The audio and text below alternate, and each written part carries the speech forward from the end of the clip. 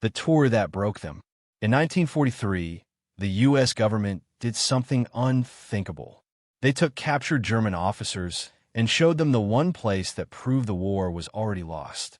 March 16, 1943. Ypsilanti, Michigan. Snow dusts the dark farmland as a military bus growls across the open plain. Inside, two high-ranking Luftwaffe prisoners, Oberstleutnant Franz Keller and Major Otto Reinhardt, sit shackled at the wrists, their breath misting in the cold air. Both men were handpicked for this, not for punishment, not for interrogation, but for a message, a brutal, unmistakable message. Keller stares through the frosted window, confused. Why bring us here? What is this place? The American MP in front doesn't even bother to look back. You'll understand in a minute, pal. Reinhardt leans closer, whispering in German. They said the Americans were building bombers faster than we could shoot them down. I didn't believe it. The MP overhears and smirks. Oh, you'll believe it. The bus brakes hard.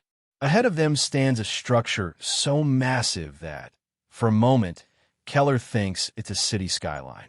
But there are no windows, no streets, no towers, just one continuous wall of steel disappearing into a snowy horizon.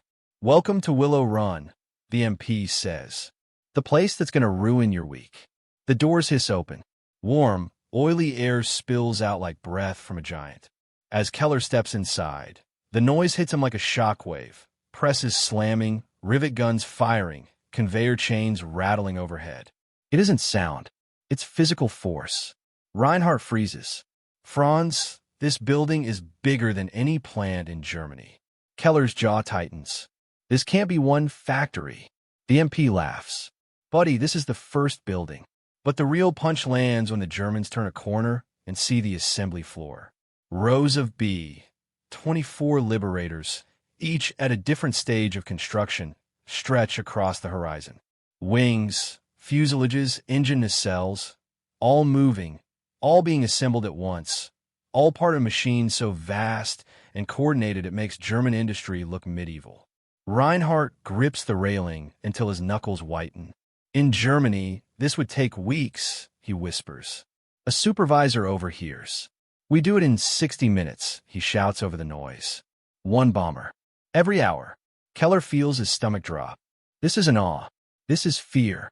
And in that exact moment, before the tour even begins, he realizes. Germany cannot win this war. Not against this. And they haven't even shown them the worst part yet. March 16, 1943. Willow Run Assembly Line, Michigan. Everything moves. The floor. The cranes. The sub-assemblies. The people. Nothing is still, not even for a heartbeat.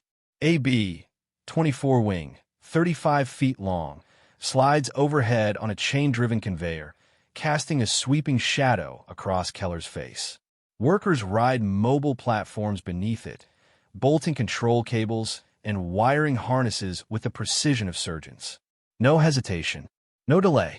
Major Reinhardt whispers, Franz, they've turned aircraft production into a flow system. Like automobiles. The American MP hears him and grins. Henry Ford, baby.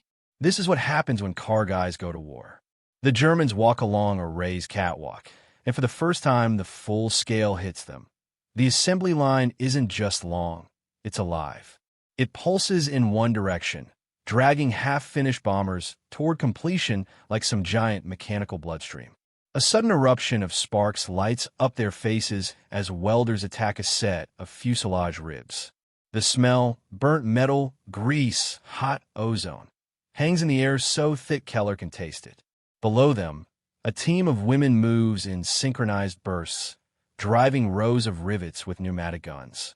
Tat, tat, tat, tat. The rhythm is relentless, almost militaristic. One young woman wipes her forehead with her sleeve and shouts at the Germans with a smirk. Don't look so scared. It's just Tuesday. The MP laughs. You should see this place on Mondays. But Keller isn't listening anymore. His eyes are locked on a massive steel fixture ahead, a towering jig holding the fuselage of a B-24 at perfect alignment. Dozens of workers swarm around it like bees on a hive. Reinhardt grips the railing again. Franz, look at the tolerances. Look at the alignment systems. Germany doesn't have this. We can't build this fast or this accurately. He sounds less like an officer and more like a man watching his world collapse. The MP leans in. And you want to know the real kicker? This line never stops. 3 shifts, 24 hours, no downtime. Keller feels something cold coil in his stomach. In Germany, factories slowed, power flickered, shortages crippled output. But here, there are no shortages, no pauses, no supply gaps, no fear of bombers appearing overhead. This is industrial warfare on a scale the Reich never believed was possible. But then, just as Keller tries to understand the chaos, a loud siren blares overhead. Workers suddenly speed up. Supervisors rush the line. A giant clock begins counting down from 60 minutes. The MP nods toward it. Shift target. You're about to see something wild. Keller turns, eyes wide, because they're about to watch an entire bomber roll off the line. In real time, March 16, 1943. Willow Run Final Assembly Corridor, Michigan. A foreman with a red armband blows a whistle and shouts, "Let's go." Final assembly window. Move like you mean it. Instantly, the entire line snaps into a higher gear. Workers swarm the nearly completed B-24 like an infantry assault team hitting an objective. Tool carts roll in. Crates slam open. Mechanics dive into open access panels, their hands moving in fast, practice motions. 2 teams mount the landing gear, while others secure the twin vertical stabilizers, locking them in a place with an impact wrench that echoes like distant gunfire. Reinhardt feels sweat forming beneath his collar. They're not building an aircraft, they're deploying one. Keller nods slowly, eyes locked on the controlled frenzy. He has seen German factories attempt speed builds, rush completions often ending in mistakes, misaligned rivets, uneven joints. But here, every movement is precise, exact. Nobody is guessing. Nobody is improvising. The process itself is the commander. A woman in a bandana leans into a wing root panel, tightening a row of bolts with blinding speed. "Come on, boys. Let's show him how Detroit rolls." The MP smirks. You heard her. Eyes open. Up in the rafters, a crane lowers a crate the size of a small car. The moment it touches the ground, a squad of mechanics slices it open and reveals 4 gleaming Pratt & Whitney R-1830 engines. One by one, each engine is hoisted into place. Click, locked, click, checked, click, verified. Reinhardt can't help whispering, as if speaking too loudly might break reality. We've been using engines built in disparate workshops, half from suppliers who can't meet quotas. Here, everything is here. Everything is integrated. Keller clenches his jaw. This is the United States fighting the war. As the clock hits the 38-minute mark, the bomber is already taking its final shape. The wings are secure. The tail is aligned. The engines are mounted. Workers scurry across the catwalks, sealing panels, attaching wiring, linking hydraulic lines. A lone supervisor strolls by the Germans, casually munching on an apple. You boys look like you just saw a ghost.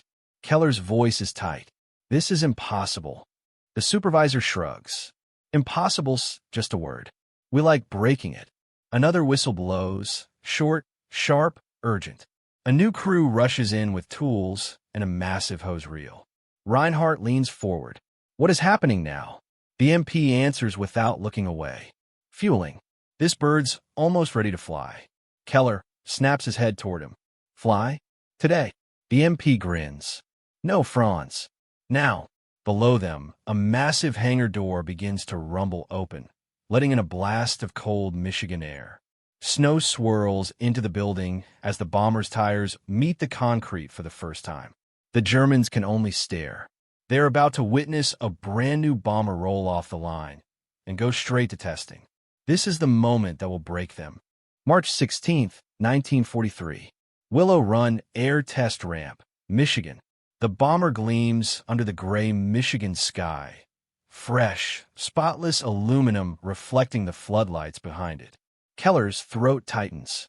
In Germany, a completed aircraft usually meant weeks of rework, field repairs, missing parts, mismatched components.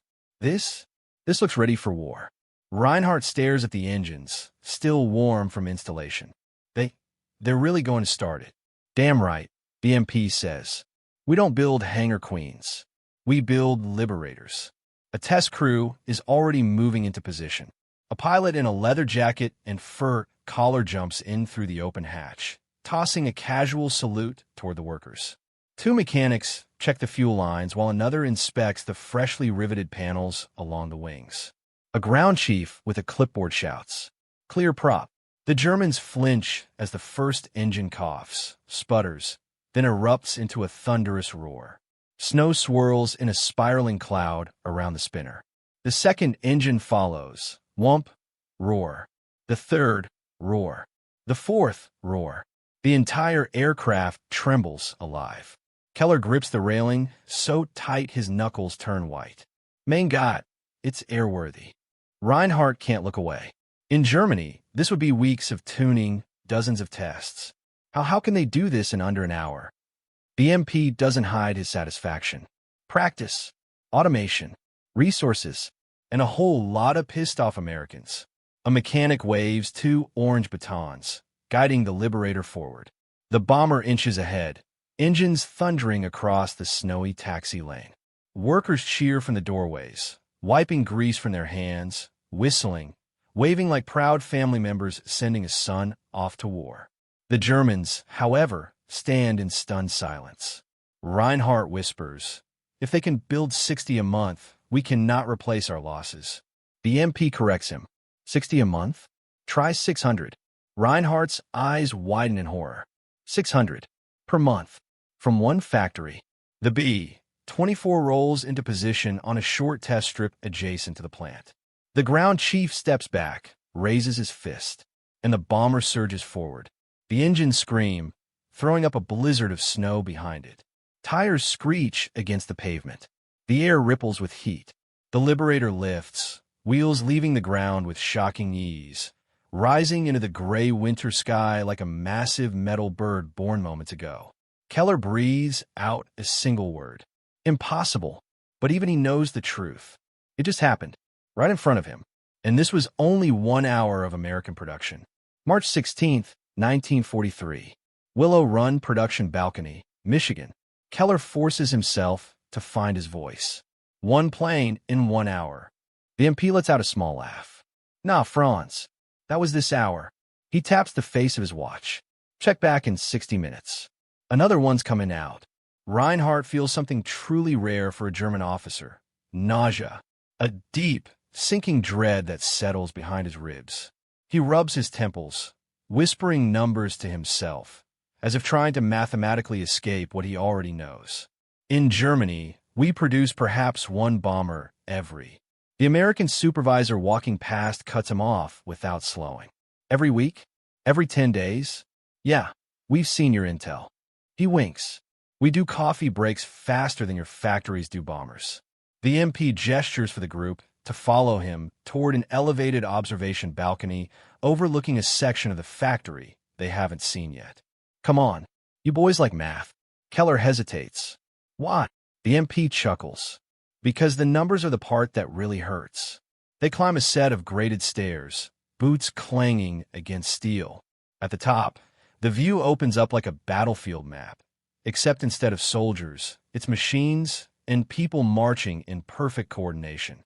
Below them stretches row upon row of subassembly zones. Stacks of wing spars, fuselage ribs, hydraulic systems, crates of turbo superchargers, and endless racks of aluminum sheets.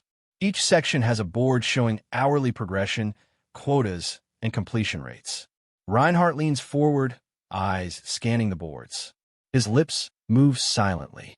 22 stabilizers this morning, 40 hydraulic assemblies on night shift, 110 landing gear units this week. The MP crosses his arms. And that's just what you can see from here. He points to a huge banner hanging from the rafters. Willow Run monthly target. 650 completed aircraft. Keller's breath stalls. Hundreds. From one plant. Reinhardt shakes his head violently, as if refusing to accept it. Das ist falsch. This cannot be correct. This is propaganda. The MP raises an eyebrow. You just watch one take off, buddy. Reinhardt grips the railing. Hard. In Germany, shortages choke the assembly lines. Rubber rationing. Aluminum bottlenecks. Skilled labor spread too thin. Power outages. Bombing raids. The MP sees the realization hitting them like a shell burst. You get it now, don't you? We're not just building planes. We're burying the Reich under them. Keller swallows, barely able to speak. This production level, it will drown the Luftwaffe. The MP gives a slow, almost sympathetic nod. That's the idea. But then he leans in slightly, lowering his voice. And we haven't even shown you the engine plant yet. Reinhardt turns sharply. There's another plant? Oh yeah, the MP says.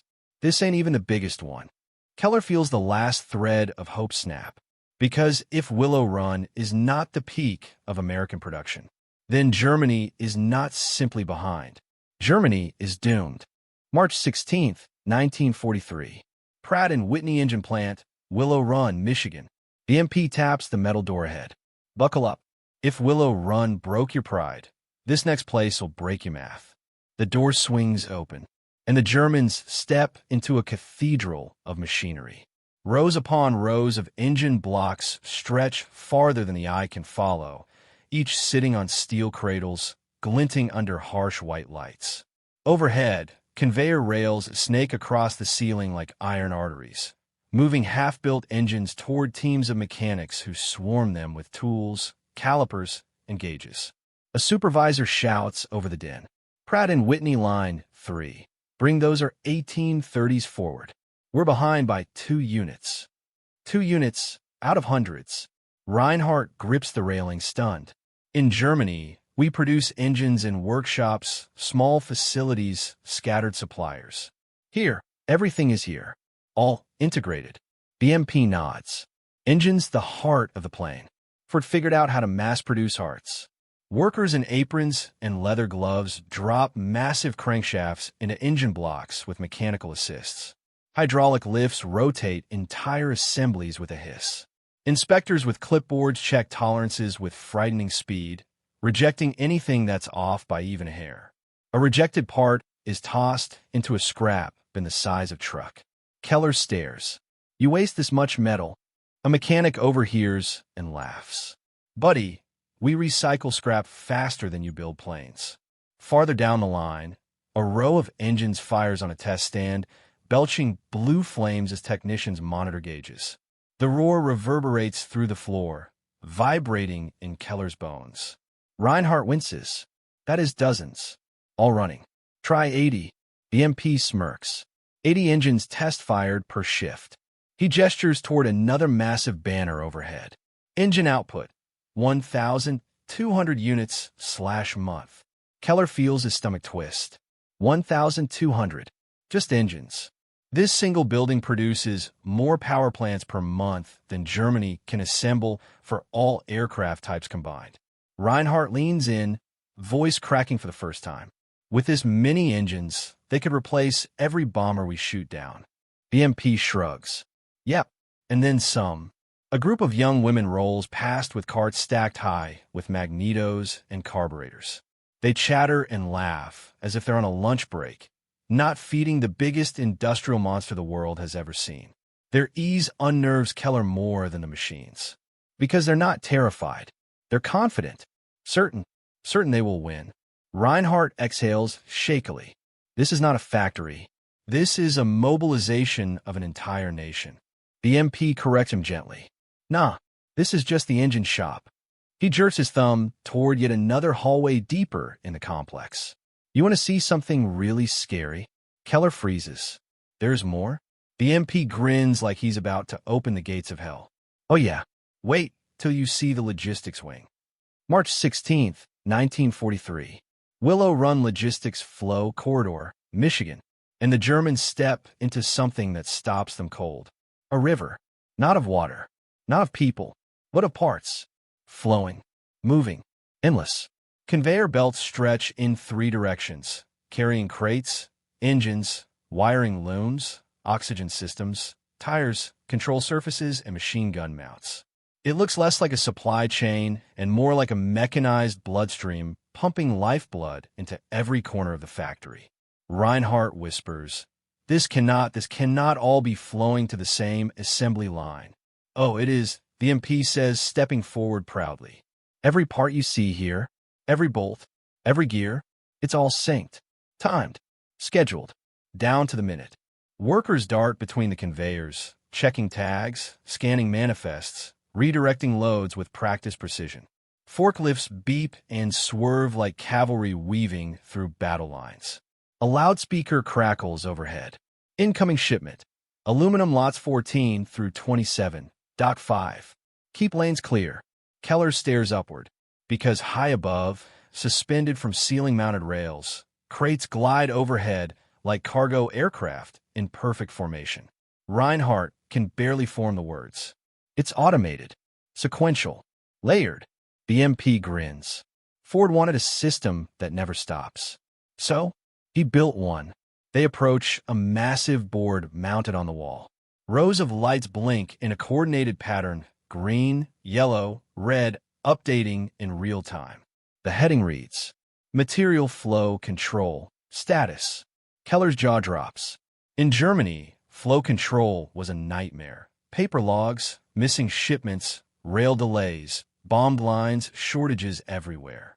Here, Willow Run essentially commands its own ecosystem. It is impossible to control this many parts, Keller snaps, sounding more desperate than defiant. A logistics officer overhears and laughs as he scribbles notes on a clipboard. Control? Buddy, this is the easy part. He gestures toward a row of enormous wooden crates stacked 2 stories high. That's today's intake. Tomorrow's will be bigger. Reinhardt turns sharply. Bigger? Yep, the officer replies. We're ramping up again. Government wants us at full throttle by summer. Keller feels the blood drain from his face. Full throttle. This wasn't full throttle. The MP sees the horror setting in. You see why you boys are here yet? Reinhardt's voice is barely a whisper. You brought us to see inevitability. The MP shrugs. Call what you want. But by next year, the Luftwaffe won't be fighting the U.S. Air Force. He nods toward the endless conveyors of parts flowing like an industrial flood. You'll be fighting this. Suddenly, a horn blares from deeper inside the plant, followed by the sound of heavy machinery shifting gear. The floor beneath them vibrates as forklifts and cranes surge into motion. The MP nods ahead. Good timing. That noise? That's the line switching to high-volume intake. Keller's voice trembles. High volume. This isn't high volume already? The MP chuckles darkly. Oh, Franz, you ain't seen nothing yet. He gestures toward a set of double doors glowing with bright yellow light from the other side. Behind those doors is where it all comes together. Reinhardt swallows. What is it? The MP answers with a grin. The final assembly wing. The beating heart of Willow Run. March 16th, 1943. Willow Run Final Assembly Wing, Michigan. The temperature rises immediately. The air tastes of hot aluminum, engine oil, and burning ozone. The sound is overwhelming, not chaotic but rhythmic, layered, controlled. Dozens of massive ceiling fans rake the heat away, stirring the air like a storm in a steel cave. Keller freezes first. Reinhardt joins him a heartbeat later, because stretching before them are 10 B-24 Liberators in parallel. 10 giants at 10 different stages of final assembly. 10 machines being weaponized at once. It looks like a squadron being built in real time. A foreman with a megaphone shouts, Stations 14 through 22, finish your checks. We got another frame incoming. A wall panel rattles open. A completed fuselage rolls through on its track, sliding into position with the ease of a puzzle piece clicking into place. It takes Keller several seconds to realize what he's seeing. This final assembly wing is fed by 3 separate lines. Reinhardt's voice cracks. They have multiple assembly streams converging at once. The MP gives a low whistle.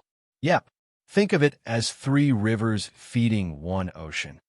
Overhead, cranes glide silently across the rafters, lowering wings and tail sections onto waiting fuselages.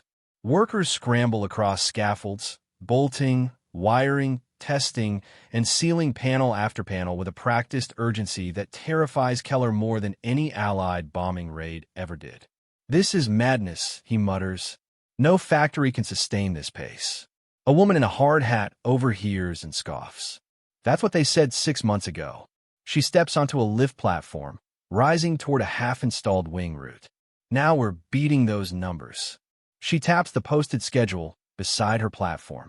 Shift goal, 9 completed aircraft. Weekly target, 135 aircraft. Reinhardt feels the strength leave his knees.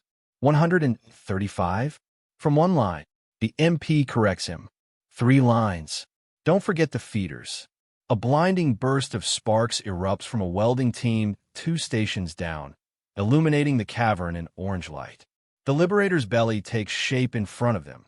Fuel bays closed, bomb racks installed, gun mounts secured. The aircraft looks like it's shedding chrysalis after chrysalis, growing deadlier with each step. Keller grips the railing, knuckles white. "In Germany, we cannot get enough rubber for tires. You have thousands stacked in that corner alone." A forklift rumbles by, carrying crates labeled ammunition, .50 cal, barely slowing as it weaves between the workers. Another cart zips past with Norden bombsight housings wrapped in canvas. Reinhardt feels his stomach turn. This is not industry. This is not production. This is an attack. The MP gives a slow nod. That's right, a silent attack. Every hour, every shift, every day. He gestures across the massive wing of the factory as another Liberator receives its final inspection. You see 10 bombers being built at once. He taps the metal railing. "By the time you leave this building, 3 of them will be done." Keller blinks. Slowly. What happens when they are finished?" The MP smiles, but there's nothing friendly in it. They join a line of planes, already rolling toward the airfield. Reinhardt stiffens. "You have an airfield here?" The MP nods toward a bright doorway at the far end of the building. "Oh yeah, and it's not just for show." He jerks his thumb toward the exit ramp. "Gentlemen, it's time for you to see how Willow Run sends a squadron to war." March 16th, 1943. Willow Run Airfield, Michigan. Reinhardt squints as the doorway ahead floods with white light. Keller shields his eyes. They step outside and stop dead. Before them stretches an airfield built for one purpose: to swallow the bombers that roll off Willow Run's assembly line. Massive hangars line the perimeter, each one big enough to house a dozen aircraft. Fuel trucks zigzag across the tarmac. Mechanics rush between planes with tools slung from their belts. The scent of jet fuel, burning oil, and winter air hits like a punch. A Liberator taxis across the runway in front of them, engines thundering, its aluminum skin still gleaming from the assembly hall. It looks surreal, like a newborn war machine taking its first steps. The MP gestures casually. "That one was finished, about 40 minutes ago." Keller's jaw hangs open. "It is flying today?" "Nah," the MP replies. "It's flying now." The Liberator swings into position on the secondary strip. A pilot inside wiggles the control surfaces, testing movement. Ailerons, elevators, rudders. Everything responds crisply. Exactly, as if the aircraft has already fought a dozen missions. Reinhardt whispers, "In Germany, test flights often take days, sometimes weeks." The MP nods. "Yeah, well, we do things fast around here."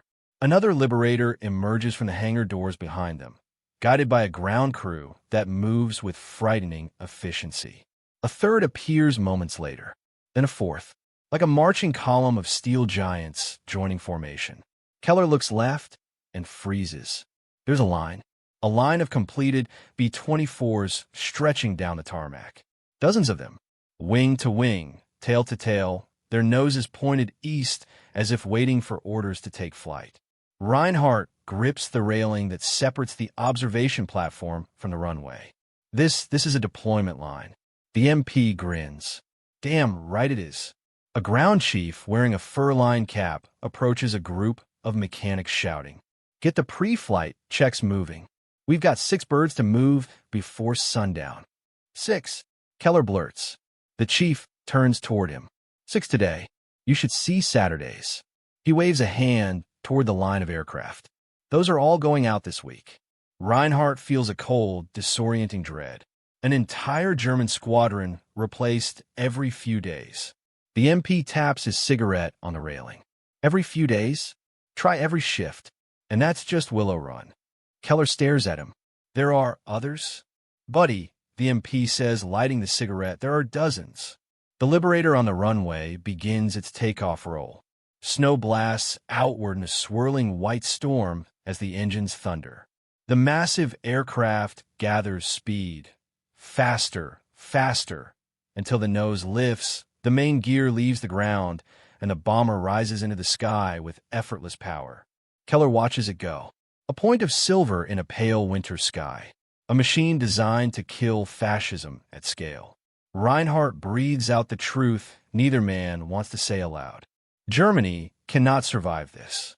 The MP flicks ash into the snow. Then you boys finally understand the point of the tour. He nods toward the distant horizon where the bomber disappears. America doesn't beat the Reich by strategy. It beats the Reich by outbuilding it. He turns back toward the factory doors. And the next part of the tour? Well, that's where the real avalanche starts. March 16th, 1943. Willow Run Transfer Corridor, Michigan. Ahead, another door opens with a heavy clang. Inside, the avalanche begins. Rows of cargo trolleys rush past them at high speed, loaded with wings, landing gear, oxygen tanks, bomb racks, and entire pallets of .50 caliber ammunition belts. Workers stand beside the tracks, hooking, unhooking, redirecting the carts with split-second precision. Every movement is deliberate, every step rehearsed. The MP raises his voice over the thunder. Welcome to the transfer corridor. This is where the whole line feeds itself. A trolley whips by just inches from Keller, its wheels screaming against the rails. The crates strapped atop it shake, but never lose rhythm.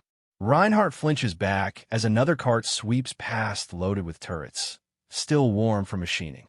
The heat intensifies as they move deeper. A massive stamping press slams down, boom, the floor trembling like distant artillery. Sparks fly beneath the press frame as a red-hot panel is lifted and dropped onto a cooling rack. A foreman in protective goggles shouts, "Make way!" Fuselage frames inbound from Line C. Keller steps aside as a team of workers roll in a massive aluminum rib assembly, still steaming from its final milling pass. The edges glow faintly orange. A worker splashes coolant over it, steam erupting upward in a white plume that drenches the Germans in warm mist. Reinhardt wipes his face, startled. This heat, these volumes. Where is all this material coming from? The MP grins. Everywhere. Every state. Every hour. Another slam of the press shakes the ceiling. Boom, clang, boom. A woman in heavy gloves uses a long tool to pull a glowing metal sheet from the die, shouting to another operator. Shift change in 10. Don't fall behind. We're feeding station 19 next. Keller turns sharply as a forklift whips past, hauling a crate labeled Browning M2. Installation sets. The driver honks twice, barely slowing. Clear the lane. You feel the rush of air as it passes. The MP leans in close, voice low. This is the part the newspapers never show. Everyone sees the planes. Nobody sees the storm behind them.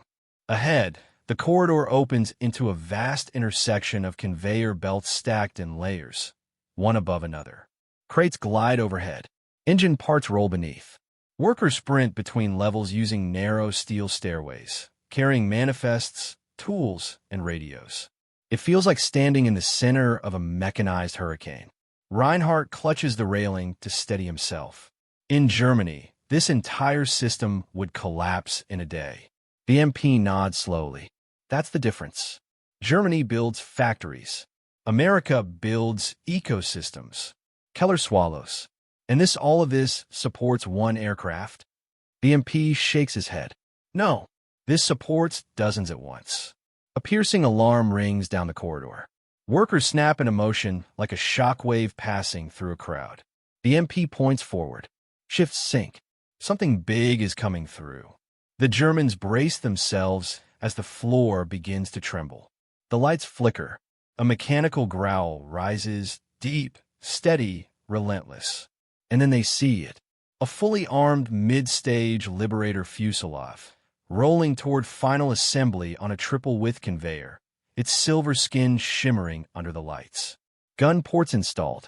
Bomb racks loaded. Wiring complete. Not a frame. Not a skeleton. A weapon.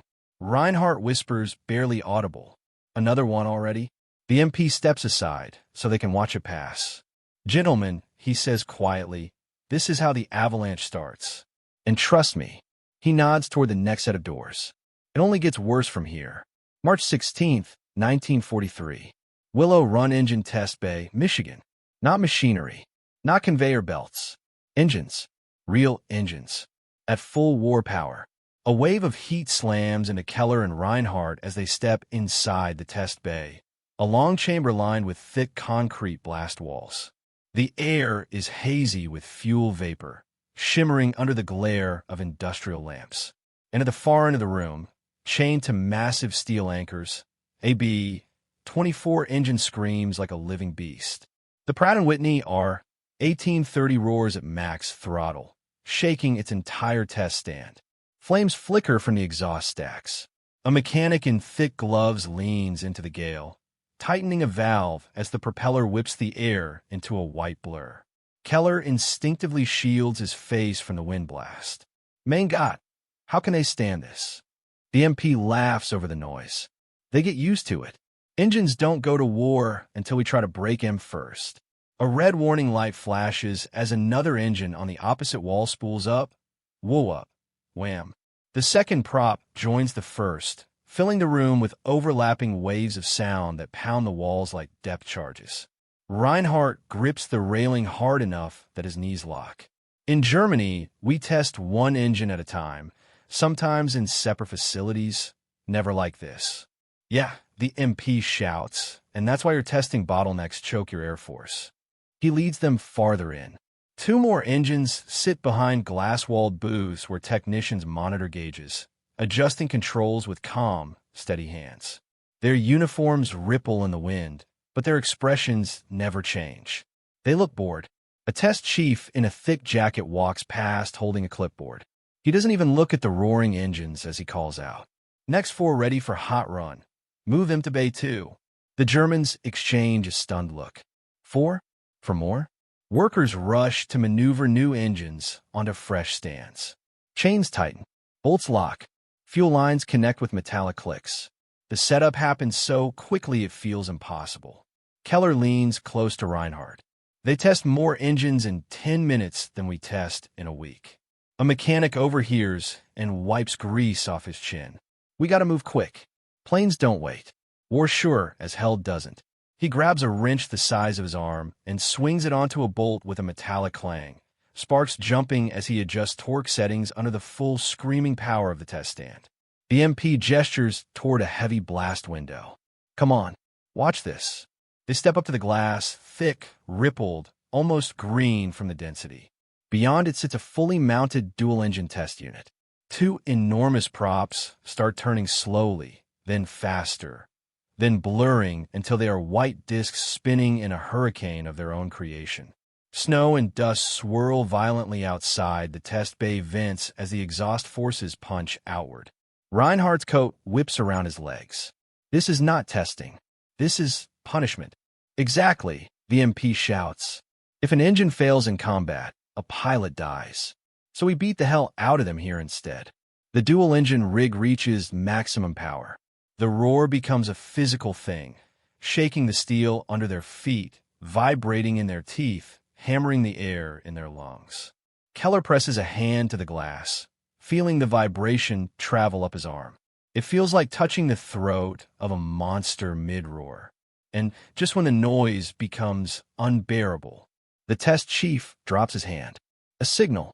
The engines throttle back. The explosions inside the cylinders soften to a rumbling growl. The prop wash settles. For a moment, the whole world seems to exhale. The test chief scribbles a note, then shouts. Passed.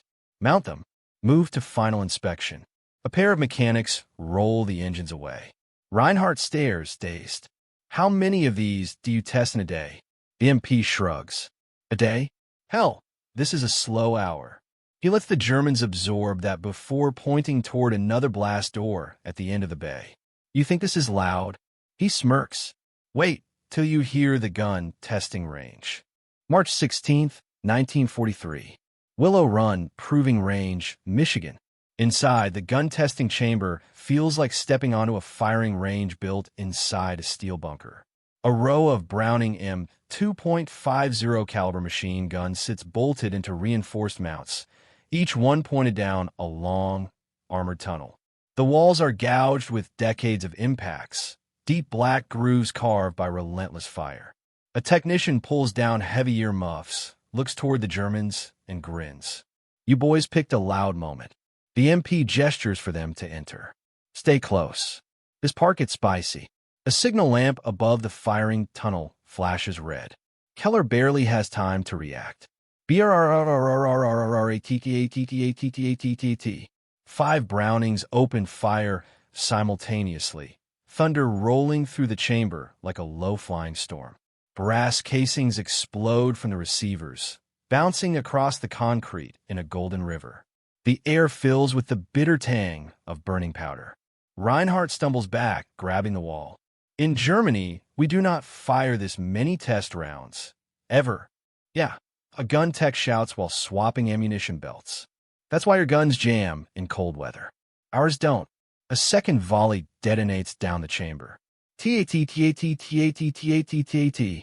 The vibration rattles the steel floor, traveling up Keller's legs.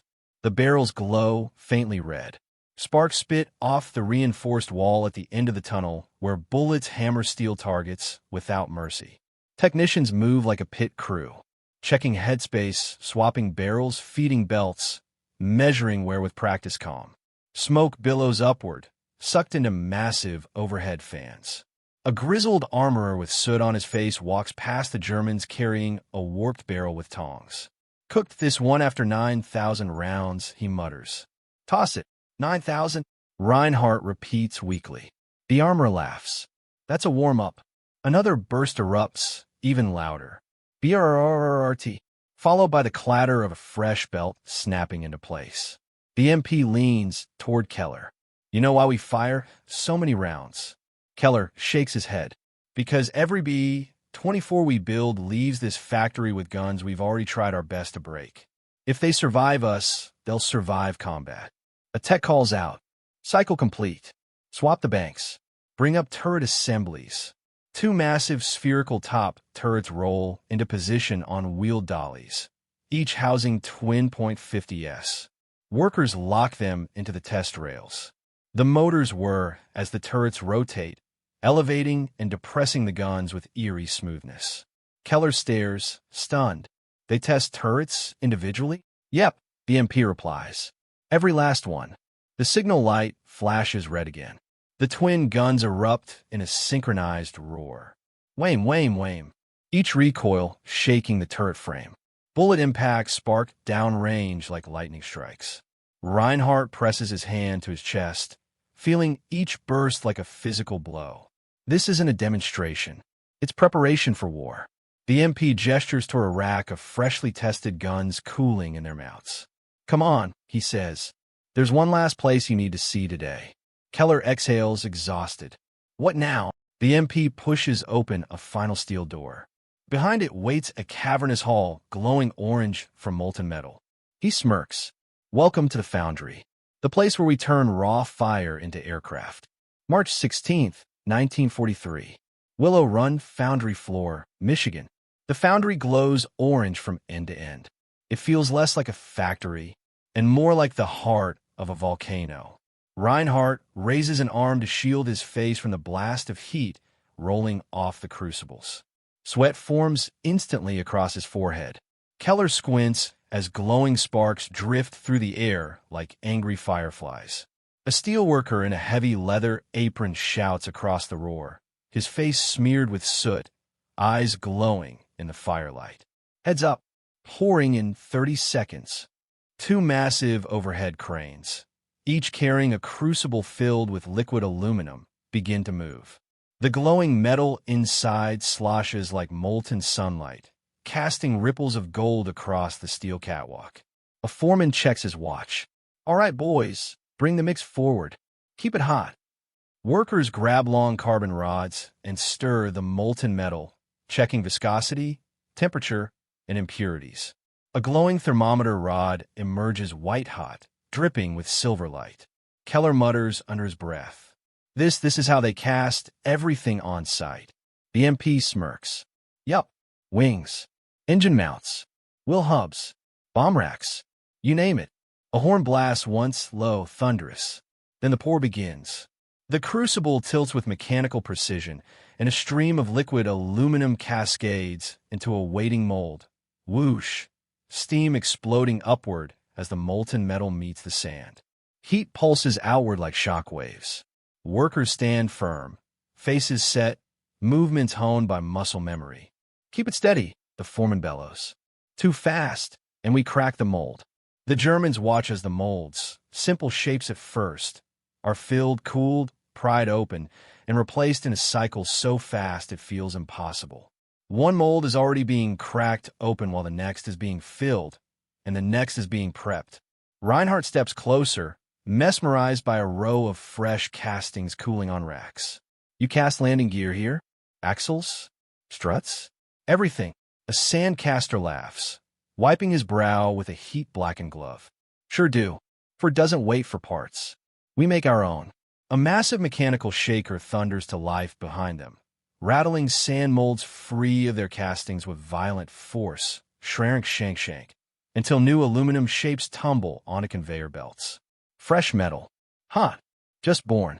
The entire foundry floor vibrates as a cooling drum rotates, hissing steam as castings tumble inside.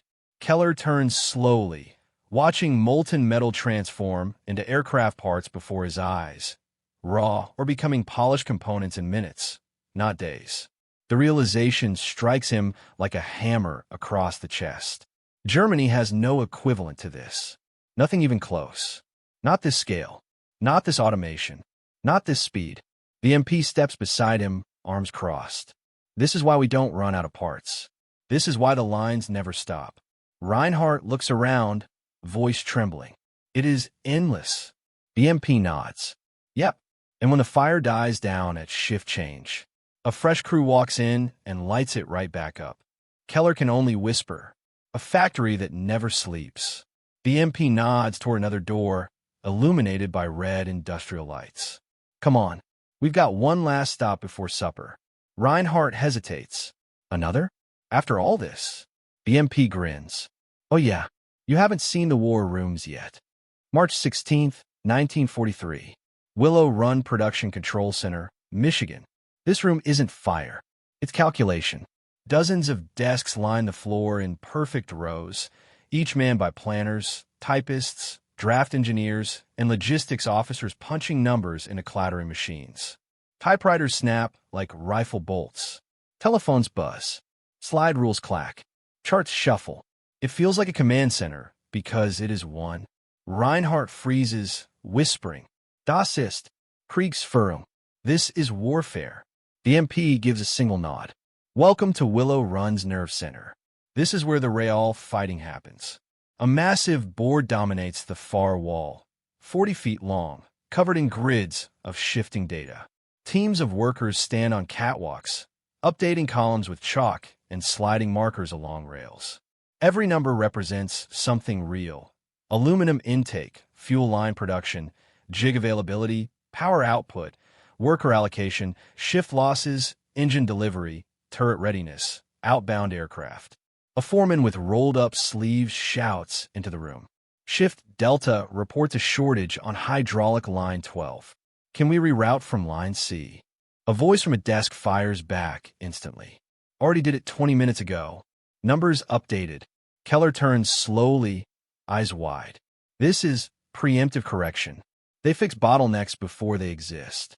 A logistics officer strides past with a stack of punch cards. "That's the idea. We don't wait for problems, we hunt them down." Reinhardt steps closer to the main board, hands trembling as he scans the data. Current output, 26 aircraft this week. Projected output, month 587. Material flow delays, 0. That word hits harder than any engine roar or molten metal blast. In Germany, everything is a delay. Rubber shortages, rail sabotage, bomb damage, copper rationing, skilled labor gaps. But here, this room kills delays before they're born. A woman wearing a headset calls out from her desk. Rail deliveries confirmed. Steel lots arriving overnight. Weather delay cleared. Her fingers move across a typewriter like a machine gun, feeding updates into the system. Behind her, a draft engineer spreads blueprints across a long table. Dozens of other engineers gather around, pointing, arguing, adjusting measurements, redrawing components. They aren't maintaining designs, they're improving them. Constantly. A supervisor in a brown vest leans toward the Germans. You think we keep building the same plane all year? Hell no. Every week we tweak something to make the next batch faster. Reinhardt stares at him, stunned. You change production mid-flow? Yup, the supervisor says. Iterative design. Right there on the floor. A buzzer sounds overhead. Everyone pauses. The main board lights up with a new row of numbers. The MP glances up. Oh, that's the hourly sync report. Time to see how many planes just hit completion. Keller feels a chill ripple down his back. A clerk calls out clearly, her voice echoing across the room. Liberators completed in last hour, 2. Liberators in final stage, 6. Liberators to airfield, for inch. Keller's hand grips the railing until his knuckles go bloodless. 2. In 1 hour. The MP turns to them, eyes steady, voice calm. This room doesn't build planes. It builds inevitability. He gestures toward another set of steel doors. And there's one more thing you need to understand before this tour is over. Reinhardt whispers, what could possibly be left? The MP steps aside, motioning toward the dim-lit hall beyond. The workers. You've seen the machines. Now you're going to meet the people who make M unstoppable. March 16th, 1943. Willow Run Worker Briefing Hall, Michigan. Hundreds of workers pack the room. Men, women, teenagers barely 18, older factory veterans with oil permanently stained into their hands. The air smells of sweat, hot coffee, wet coats, and machine grease. Lunch pails clatter. Boots stomp. Someone laughs loudly. Someone else tunes a radio. The atmosphere feels like a platoon staging for battle. Reinhardt stops dead in the doorway. These are civilians. The MP smirks. Not today they aren't. Up front, a shift captain with a clipboard stands on a wooden crate, shouting above the noise. All right, people, listen up.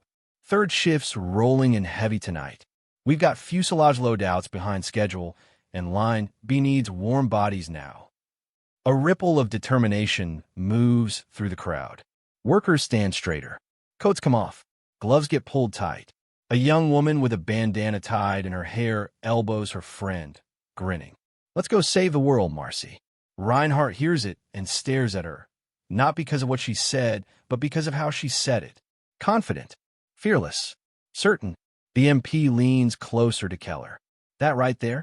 That's why Willow Run doesn't stop. A whistle shrieks. A union rep steps forward, checking attendance. Roll call for turret assembly crew. If you ain't here, you ain't building. One by one, hands shoot into the air. Present. Present. Present. Keller studies their faces. No one looks tired. No one looks defeated. Their eyes burn with purpose. A clarity Keller hasn't seen in months among German technicians beaten down by shortages, bombings, and impossible quotas. Here, the workers carry something else. Momentum. The shift captain calls out again. Remember, speed matters. Accuracy matters. But you know what matters most? The hall goes quiet. He lifts his clipboard like a commander raising a sword. Every plane you build saves an American crew. The room erupts, cheers, stomping whistles. The kind of roar Keller is used to hearing from soldiers gearing up for battle. Reinhardt whispers, stunned. They're motivated.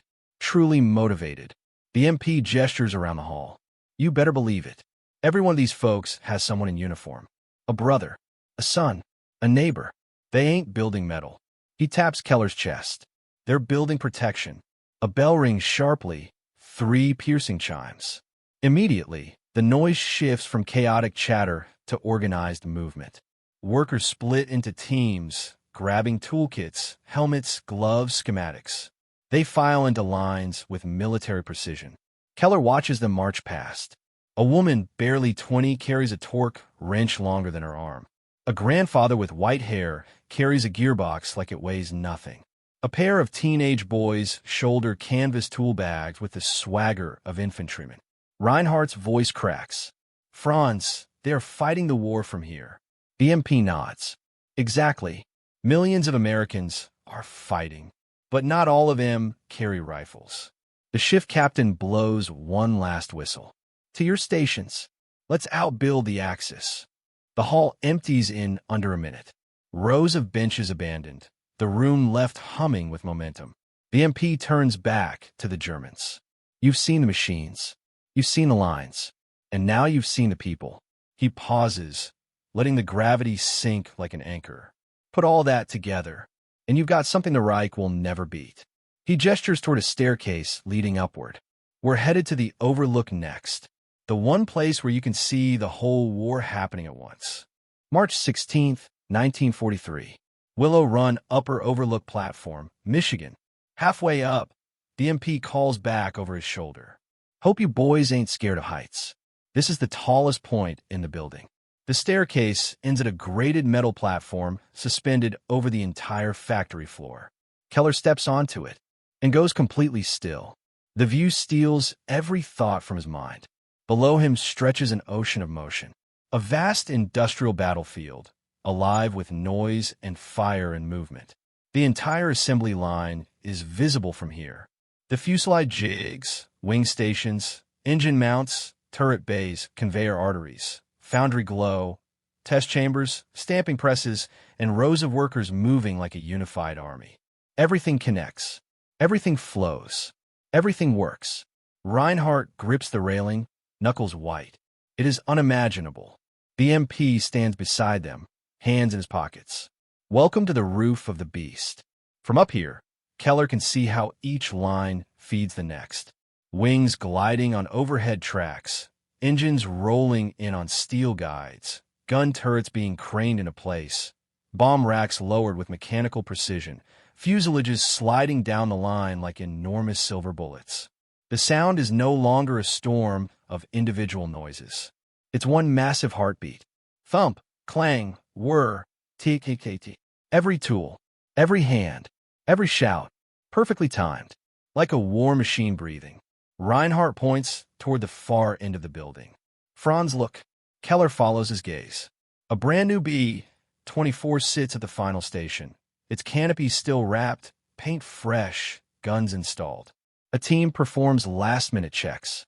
Fuel lines, oxygen regulators, control cables, all inspected with ruthless efficiency. The MP smirks. That one's rolling to the airfield in. He checks his watch. 11 minutes. 11. Keller snaps, disbelief cracking through his voice. Yep. Then another behind it. And another. He gestures downward. This whole line? It's a conveyor belt of consequences. Every hour it moves, someone in the Luftwaffe loses hope. Reinhardt closes his eyes, overwhelmed. Down on the floor, a woman speeds past pushing a cart loaded with bomb racks. 2 men carry a Norden bomb sight like a sacred artifact. A team in coveralls stands atop scaffolding, riveting the final plates onto a fuselage, each burst of sparks illuminating their silhouettes like soldiers in a night battle. Keller watches a group of teenage workers haul ammunition belts toward the turret station, laughing as they race each other. They're so young, he mutters. BMP nods. Yeah, war grows people fast. A distant horn blares. Lights shift. Workers flow into different positions. New parts arrive on conveyors. Engines roll in from the test bay. Another Liberator glides forward on its track, massive and unstoppable. Reinhardt swallows hard. We thought America could not sustain production. Not like this. BMP nods slowly. Yeah, well, the Reich miscalculated. He taps the railing with 2 fingers.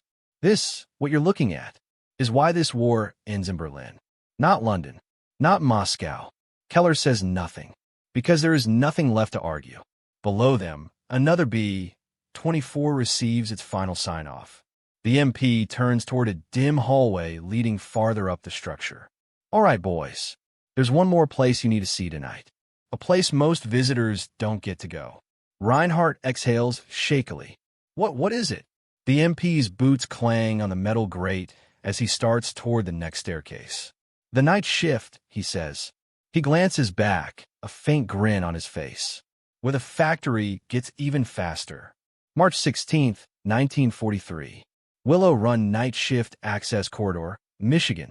A distant rumble rolls through the corridor. Not thunder, not machinery. Something else. A rhythm. A pulse. The MP stops at a steel door marked Shift Transfer. Authorized personnel only. He plants a hand on the handle and says quietly, "Ready for the part that breaks most visitors?" Reinhardt swallows. "No." The MP grins. "Good. Let's go." He pulls the door open, and the Germans freeze on the threshold, because the night shift is already here. Floodlights bathe the enormous hall in cold white light. Hundreds of workers pour in from two directions, filing into place with the coordination of troops taking up battle positions. Lunch pails slam onto benches. Coat hooks rattle. Gloves snap onto hands. Tool belts clink with metal. Keller feels something strange. Not heat. Not noise. Momentum. The kind that builds like a rolling avalanche. A supervisor steps onto a platform and blows a whistle. Fweet.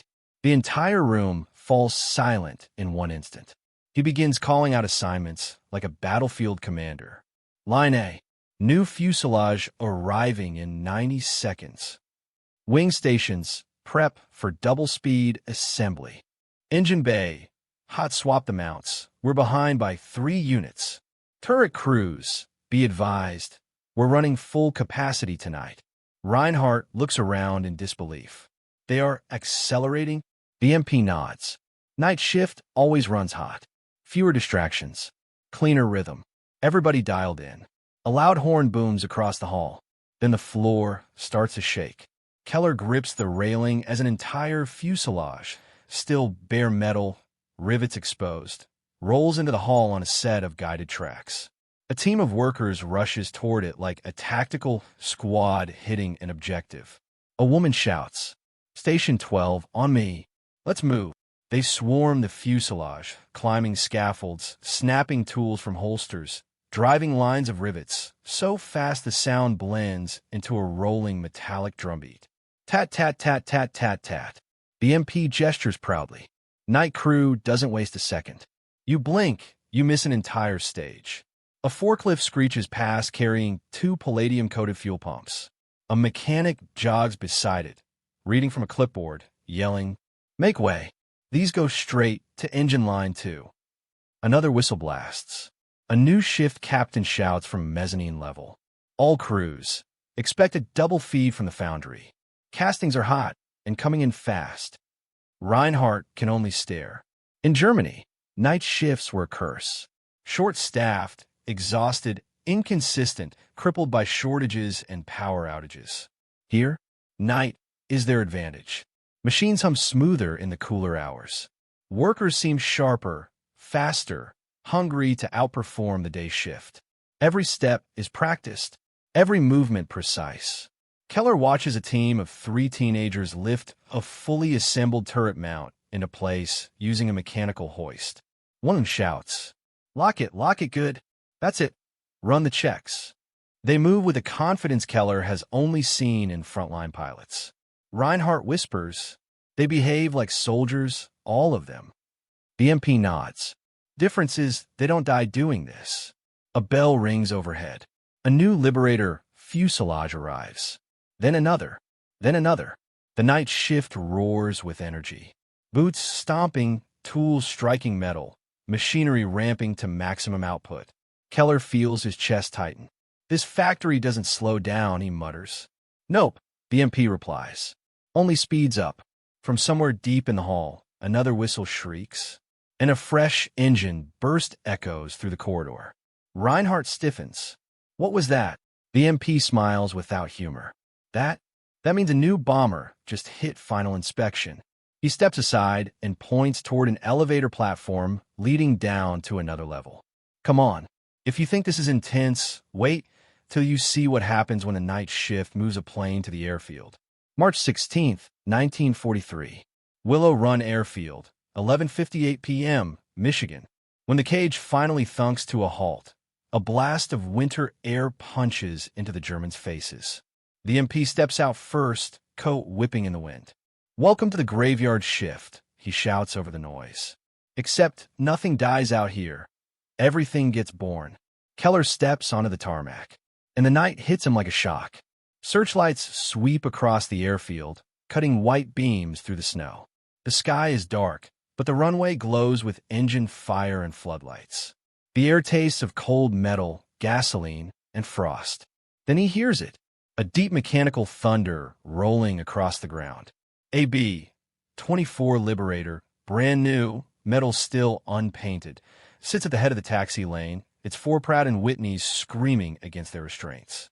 Blue flames spit from the exhaust stacks as the engines warm for takeoff. Reinhardt shouts, "That one finished how long ago?" The MP checks his watch.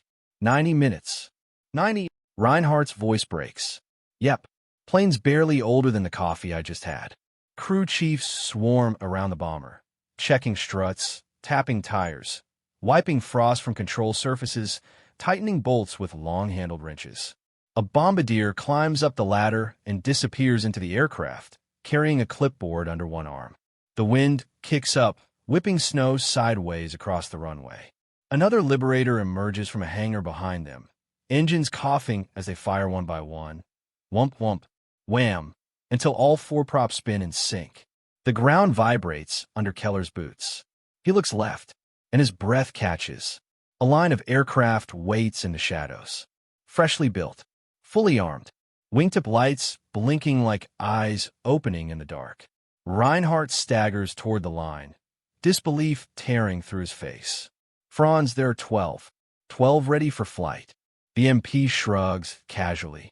12 for now." A ground officer blows a whistle. "Move it." Test flight window opens in 60 seconds. Crewmen sprint across the tarmac, hauling fuel hoses, loading supply crates, slamming shut access panels. A mechanic jumps from the wing root, boots hitting the ground just as the bomber begins to taxi forward. Keller feels the blast of prop wash hit him, cold, sharp, and full of burning fuel. He shields his eyes as snow whips into a swirling halo around the bomber. The Liberator rolls to the runway threshold. Reinhardt whispers, "No, not at midnight. They can't fly at midnight." The MP grins. "They do. Every night." The runway controller signals with two glowing wands. A sweeping motion, a final point downrange. Engines thunder. The bomber lunges forward. Its wheels carve twin lines through the snow as it accelerates. Faster, faster. The night tearing open with sound. The nose rises. The landing gear lifts. The B-24 climbs into the black sky, leaving a roaring wake behind. Keller watches the silver giant vanish into the clouds. A second bomber pulls into position. Then a third. Then a fourth. The MP's voice is steady. "This is Willow Run after dark. The world sleeps. But the war doesn't."